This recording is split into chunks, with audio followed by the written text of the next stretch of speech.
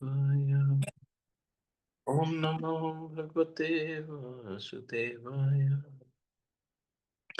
Narayanam Namaskritya Naram Chaiv Narottamam Devim Saraswatim Vyasam Tato Jayamudire Nashtaprayeshu Bhadreshu Nityam Bhagavata Sevaya Bhagavati Uttam Shloke Bhaktir Bhakti Nashtiki. So continuing with the discussion on Srila Prabhupada Lilamrita by Satsrup Das Goswami.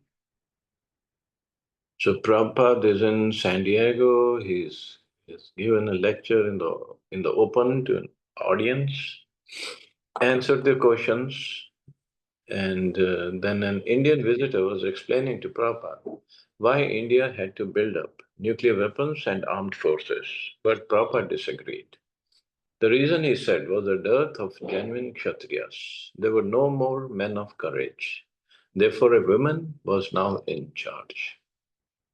In the newspapers also had been much coverage of a US merchant ship, the Mayakwe, which, when sailing within the 12-mile limit of Cambodia, had been seized without warning. So US merchant ship means commercial ship, not a military ship. It was seized by I won't say the government of Cambodia, it must be the terrorists or whatever, whoever. Just like in Somalia also, these things happen. But because the problem is, according to international laws, one cannot carry firearms on these commercial ships, cannot have guns or anything else. And these terrorists or the thieves, robbers, they take advantage of that. President Ford had taken a strong stand, sending in the US Marines. 15 Marines had been killed and 50 wounded in recovering the vessel. And the US had bombed Cambodia. It was proper, Prabhupada said, for the US to take a strong stand in defending its citizens abroad. Yes, America should be strong, he asserted, but first of all, they should become Krishna conscious. If they were actually a Krishna conscious nation, they should declare, if you touch the hair of one of our men, there will be a fight. This is Prabhupada's mood. Not like sadhu, sadhu means everybody is equal, he should be non-violent, and anybody who comes and slaps him, he should just sit and chant and doesn't even say anything, forget about doing anything against. And look at Prabhupada, what he is saying. This is important for a nation like US, but for first thing is become Krishna conscious, then do your defense or military build up or whatever. Most important thing is become Krishna conscious. And for sadhus, the so-called definition of sadhus, yes, one should be peaceful and satisfied and not attack others, but one has every right to defend himself. At the same time, yes, Krishna will definitely come and protect. Like Haridas Thakur did not defend himself. But we are not at the level of Haridas Thakur. Well, that doesn't mean we start attacking others. That's not said anywhere. And sadhus, two examples of sadhus are given in our scriptures. Biggest sadhus. One is Hanumanji and the other is Arjun. Arjun was given the full knowledge of Bhagavad Gita. Krishna personally spoke to him Bhagavad Gita. In Bhagavad Gita, Krishna himself says, I gave this knowledge to sun god Vivaswan at the beginning of time. Beginning of time or the beginning of this Manu's time period. And now I'm giving it to you after millions of years. So Arjun must be so qualified. That is a sadhu. Sadhu is not just long beard and long hair and wearing saffron clothes and just sitting in a cave or just going around asking for begging, asking for money or roti or this. They are also sadhus. Nobody is saying they're not sadhus.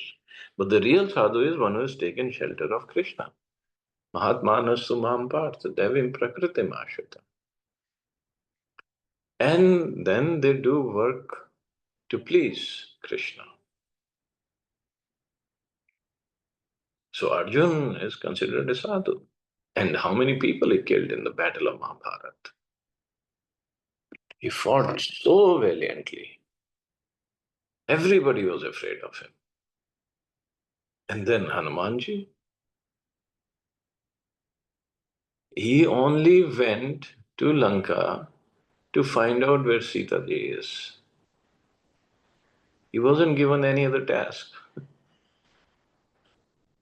But he knew the heart of Lord Ram and he wanted to please him by some extra service. So what extra service? First, all the fruit trees in Ashokavan, he just destroyed them all, killed so many soldiers, killed Akshay Kumar, son of Ravan. And then he was captured by Indrajit, or he allowed himself to be captured. And then dialogue with Ravan, chastised him, and then burned the whole city of Lanka. Just burned it. It was made of gold, so did not burn to ashes, but it was molten gold flowing like rivers into the ocean. So this was his service. So he wasn't just a sadhu, okay, you beat me and I won't say anything, I won't do anything to you. So yes, sadhu it means one who is also ready to defend, depending upon his consciousness. Now we have to first improve our consciousness, then everything will fall in place. Srila Prabhupada spoke strongly, giving the devotees a vision of a powerful America, leading the world in Krishna consciousness. And this stirred within them hopes for a pure patriotism, and such as in ancient Vedic literature, when the world had been ruled by God conscious leaders.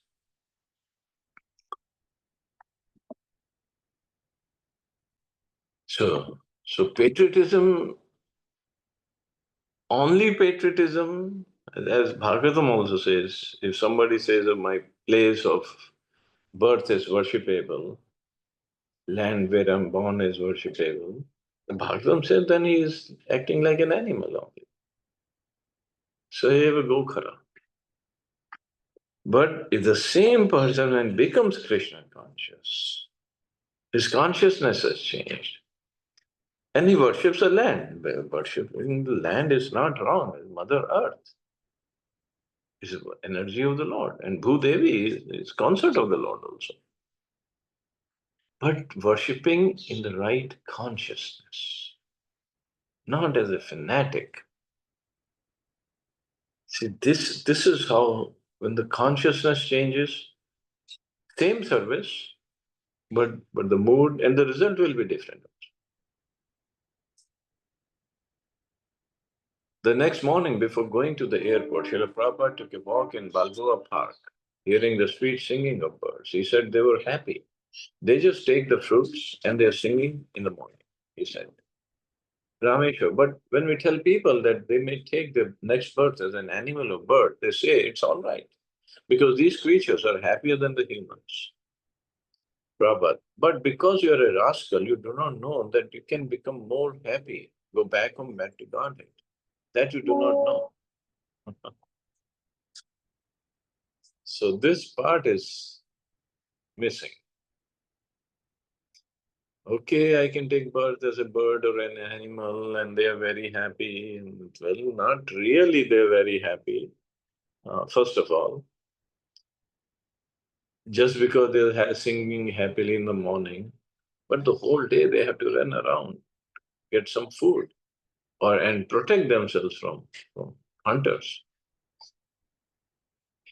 And then, even if somebody lives a comfortable life as an animal or a bird, it will take him so many lifetimes to come back to the birth of a human being.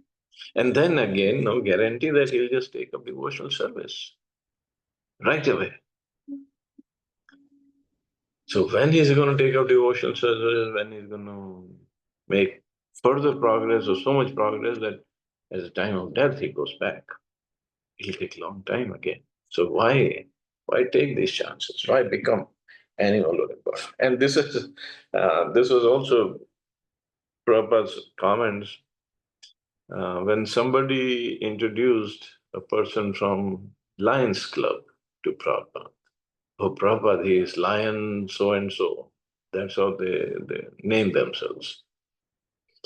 And Prabhupada's question was, you have become a human being. Why you want to call yourself an animal again? Why you want to recognize yourself as an animal? But this is what goes on in the material world. Devotees like to bring before Srila Prabhupada all kinds of topics for his comments. Conversations would jump from one thing to another as devotees sometimes brought up horrendous examples of contemporary degradation or sometimes tested their own doubts by posing as agnostics. Or sometimes they would simply bring to Prabhupada's attention ordinary sights and sounds. Whatever the topic, Prabhupada shows the devotees how to see things from a transcendental perspective. And thus he also showed to them his own purity and humanness. When a devotee told Prabhupada that Balboa was the first man to see the Pacific, Prabhupada at first seemed impressed, but a moment later he scoffed. Everyone was already there that they do not know. The Pacific and Atlantic Oceans are mentioned in Kalidas Kavi's book Kumar Sambhav. They're all mentioned, Pacific, Atlantic Oceans. These fools do not know anything. They say, I'm the first man to come, as if before him there was no man. Just see. See, human beings are there from the very beginning. Brahmaji created all 84 lakh species of life together. So, but the so-called scientists or historians, they don't want to accept that fact. Because then all their so-called theories, they just simply go away. And and they have to accept the authority of the Vedic scriptures. That people don't like to do. Because then what is their credit? Where they are going to get the credit from? Just like, I mean, they're nice people. Nobody's saying they're not nice. But the philosophy wise, it's pretty messed up about Brahmakumaris. No doubt, nice people, very well organized um, and down to earth, ready to serve. Those kind of people are there. But when you speak with them, so their philosophy or their book says this, their founder or the starter, Lekraj Tandon, in 1937, if I'm remembering the year right, he got this vision and then he started Brahm Kumaris, and I believe in Lahore he used to have a thela of something, some edibles he was selling, and then he got this realization. So once, yes, well, preaching, you come across all kinds of people. So they were telling me they're followers of Brahma. I said, you follow whatever you want to. But the question is, so nobody before 1937 knew how to perfect himself. That's what you're telling me. Only Lekraj Tandonji figured it out and then he told everybody. So before that, nobody knew.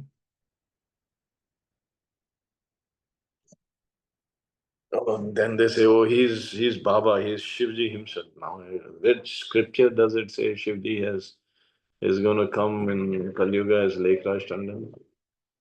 No, our I said your scripture or whatever books you have, they don't add up. No, you have to follow the Vedic scriptures.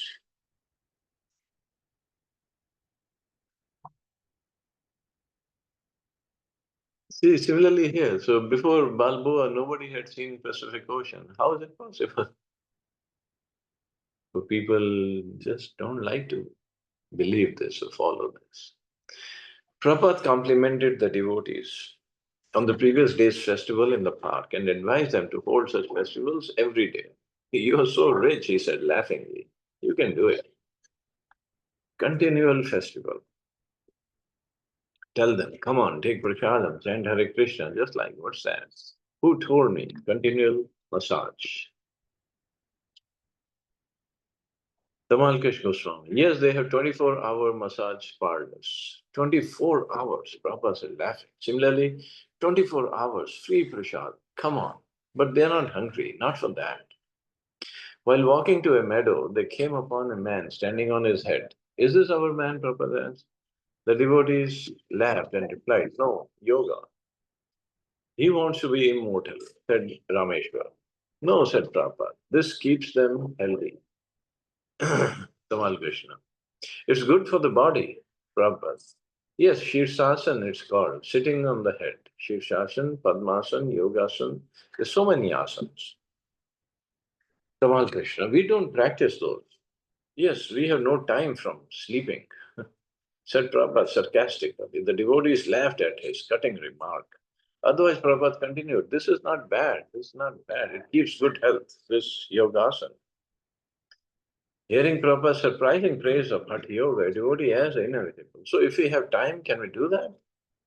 By now they had finished their work and had arrived back at the car. Srila Prabhupada chuckled as if aware that he was being baited with a controversial question. Hare Krishna, he said, on getting into the car. He added, not required.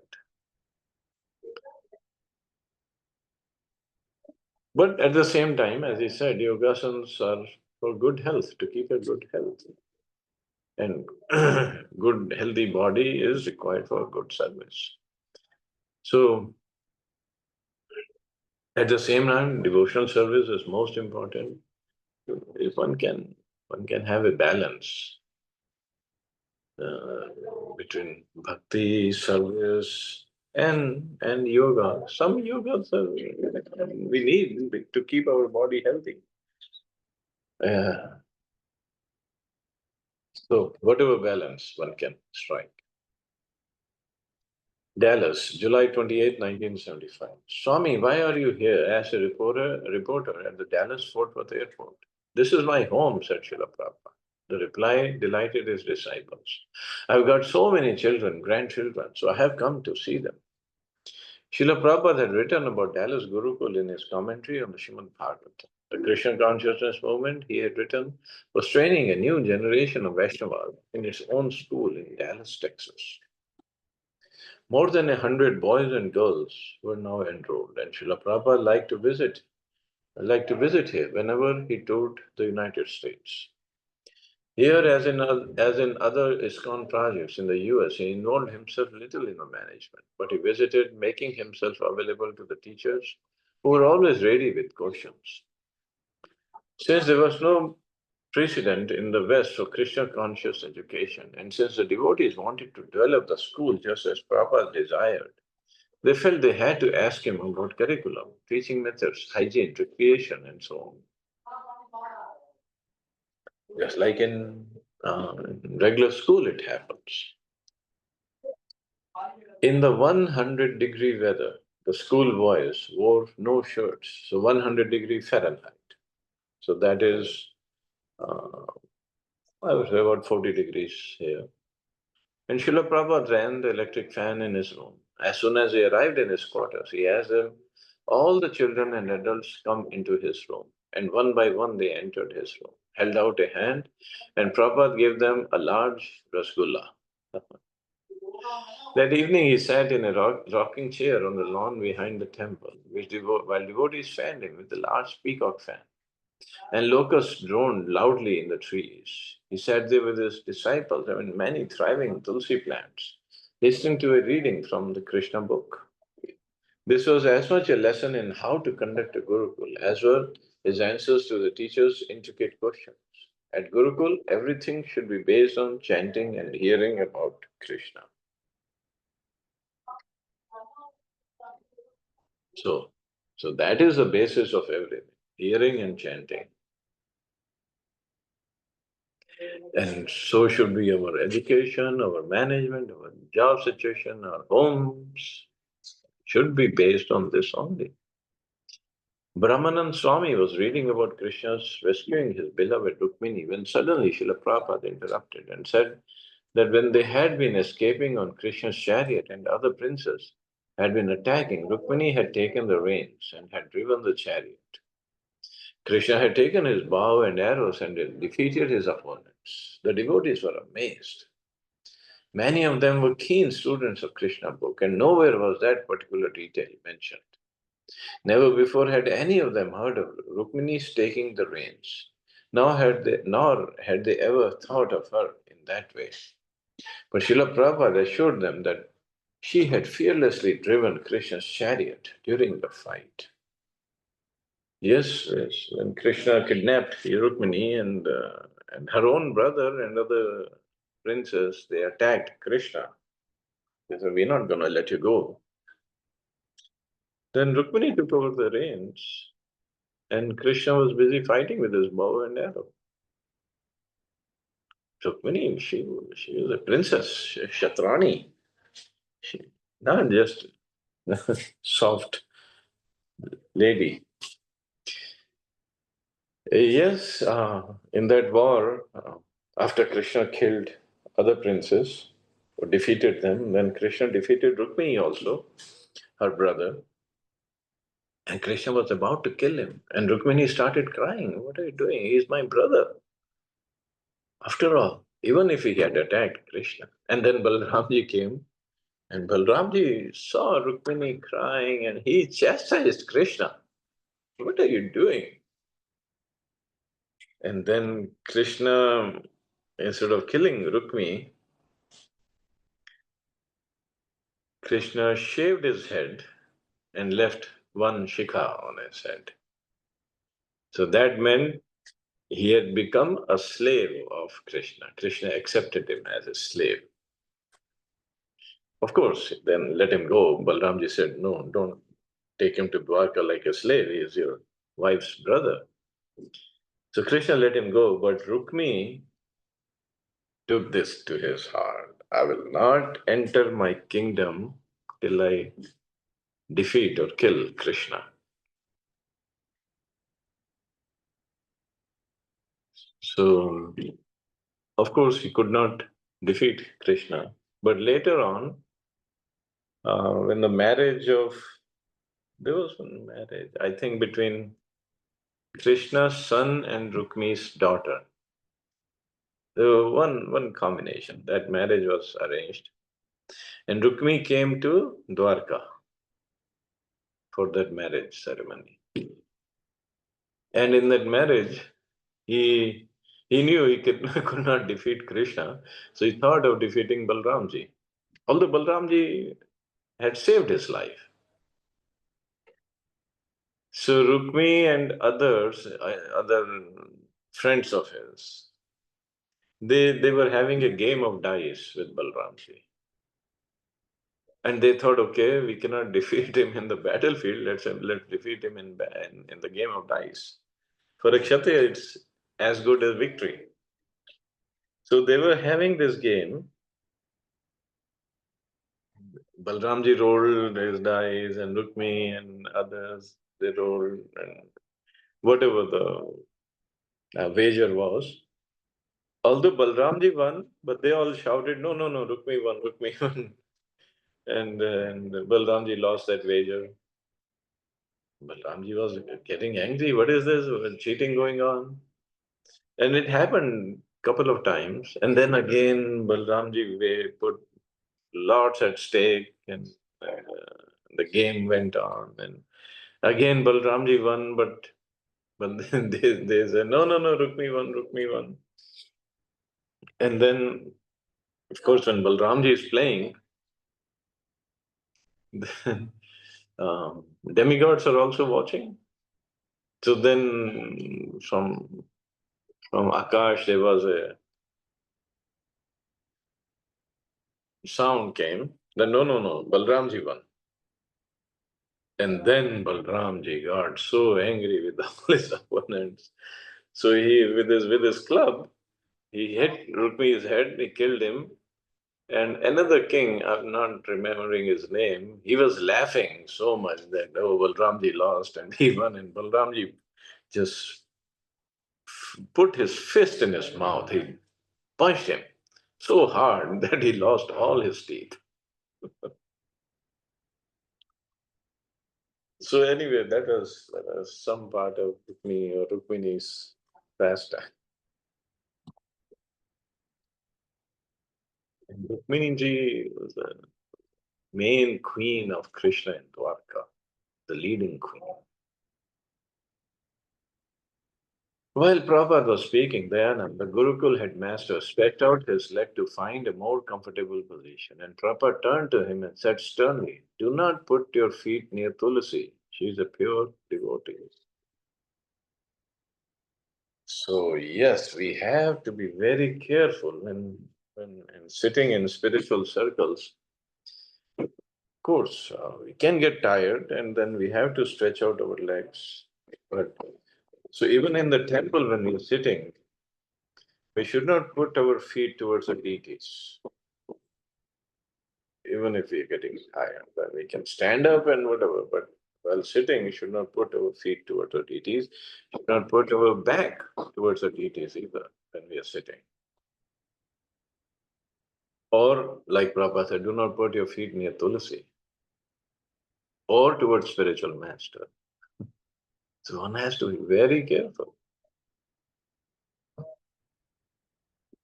When Brahmananda read a prayer in the Krishna book describing Krishna as a creator of the material elements, Prabhupada spoke up. If you do not accept that Krishna made the sky, he challenged, then who made it?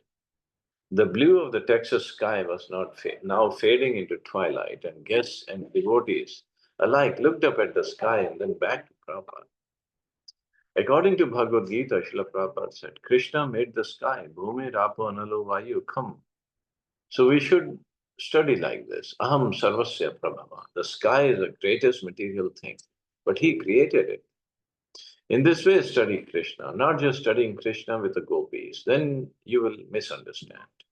But the more you understand Krishna, the more you will become his staunch follower. Unauthorized persons never paint Krishna creating the sky. They always want to see Krishna dancing with the gopis, and in this way, they try to support their own lusty activities. So, we see Krishna as per our consciousness, not an absolute platform. We see in a relative way. And as Prabhupada said, they want to support their own lusty activities. So they want to paint Krishna with the gopis. In their own heart, they want to enjoy with other women. That's what this is coming out. Not as a devotee. If the devotee paints same painting, it'll be different because the focus will be different. Consciousness is different. So that is what we have to work on, improving our consciousness. And then everything will be perfect. Like Prabhupada, when he wrote his purports on Bhagavad Gita and Bhagavatam and other books, his pure consciousness, then as Prabhupada said, Krishna dictated all these books. I did not write. So Krishna dictated to him, and Prabhupada then was recorded in the dictaphone because of a pure consciousness. Krishna did not dictate to others. what to write. And then these books being sold in millions and millions all over the world, still being sold and changing the lives of so many. And similarly, paintings also. If a devotee, pure consciousness, draws up a painting compared to a person, material mindset and lusty desires, he draws up a painting. Who will have more effect? We might see something because our consciousness is not the pure. Then we might see some painting, oh, this looks so attractive and this and that. But again, we have to understand. But a devotee with purer consciousness, what he does, that is always the best. Mhm. Okay, I think the workers have started working, so they're gonna make lots of noise. So we'll stop here. See anybody has any questions about it?